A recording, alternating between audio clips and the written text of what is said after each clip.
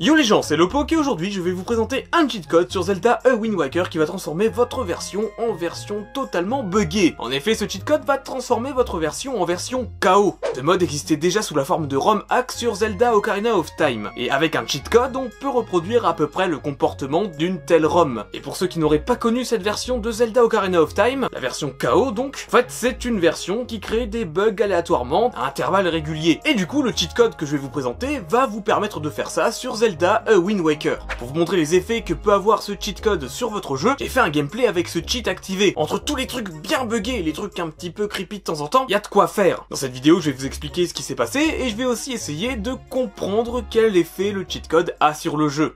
Toute la série de gameplay que j'ai fait se passe dès le début du jeu, je n'ai donc aucun objet de base et j'ai même pas mon épée d'ailleurs. Mais j'ai quand même essayé de faire toute l'introduction sur la première île, c'est-à-dire récupérer au moins l'épée et le bouclier jusqu'à, attention spoiler alerte, embarquer sur le bateau pirate. Le premier truc à savoir avec ce code, c'est que l'intro du jeu est désactivée et on commence directement dans le jeu et du coup c'est vachement bien. Alors avec ce cheat, des fois le jeu va se comporter à peu près normalement, mais de temps en temps il va vraiment faire n'importe quoi. De mon côté, un peu après avoir lancé le jeu, tout s'est accéléré, j'allais beaucoup plus vite et la musique était elle aussi plus rapide et un petit peu modifiée. Ça a duré quelques secondes et après tout est redevenu à peu près normal. Sauf que maintenant mon personnage faisait ce bruit pendant qu'il nageait.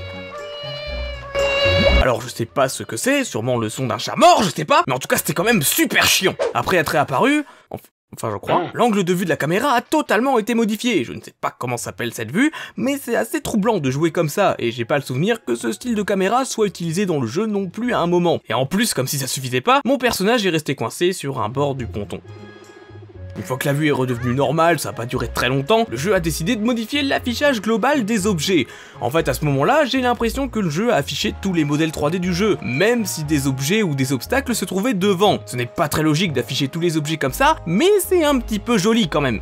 Bon, dans cette première partie, les bugs s'enchaînent ultra rapidement, mais d'habitude c'est quand même pas aussi violent en vrai. Et d'ailleurs, je vous ai toujours pas parlé qu'au-dessus de l'île, il y avait des grosses structures qui étaient apparues. Y a rien de particulier dessus, mais le fait de prendre l'échelle m'a fait tomber dans le sol, et dans l'eau.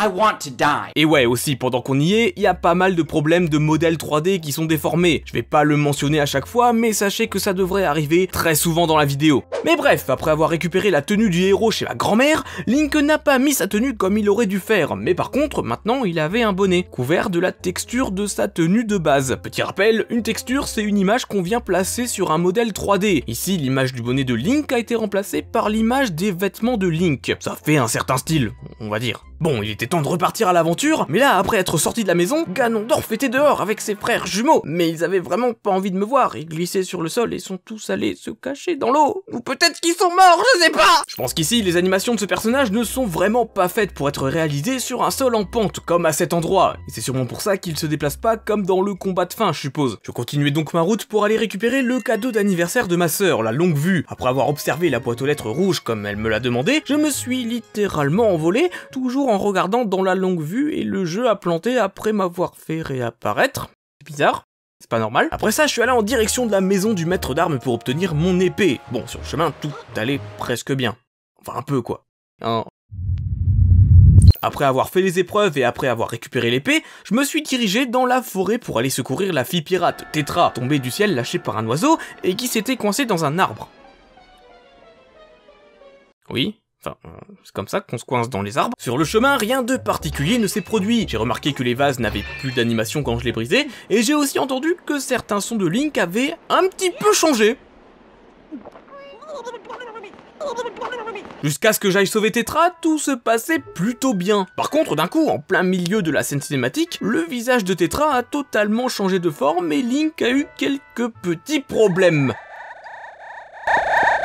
Après la fin de cette cutscene, au moment où la sœur de Link se fait kidnapper par le gros piaf, des espèces de monstres zombies sont apparus et étant donné qu'ici il n'y a pas de monstres logiquement, la musique du combat et la musique de la scène cinématique se sont jouées au même moment. C'était pas très agréable et en plus les arbres faisaient des backflips de temps en temps. Après ça, au moment où Link a demandé à monter sur le bateau pirate, je me suis rendu compte que la voile du navire s'était transformée en énorme dragon rouge, le même qu'on retrouve sur l'île des dragons, un peu plus tard dans le jeu. Mais bref, avant de partir, je suis allé dire au revoir à ma grand-mère, et en sortant de la maison, Ganondorf est venu me tuer. Il m'a fait très mal, je pense qu'il a les mêmes caractéristiques que le Ganondorf qu'on retrouve à la fin du jeu. C'est quand même pas très gentil!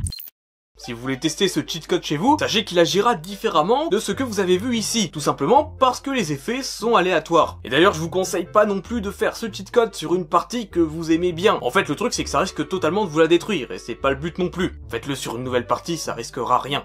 Si ce genre de vidéo vous plaît, n'hésitez pas à me le faire savoir en commentaire, parce que je pourrais en faire d'autres, notamment sur The Legend of Zelda Ocarina of Time version KO. Pensez à lâcher un like si cette vidéo vous a plu, et vous pouvez aussi vous abonner si mon contenu vous plaît en règle générale. Et si le cœur vous dit, j'ai aussi un Tipeee si vous voulez soutenir la chaîne financièrement et profiter aussi de certaines contreparties. Sur ce, je vous dis à très bientôt, et portez-vous bien!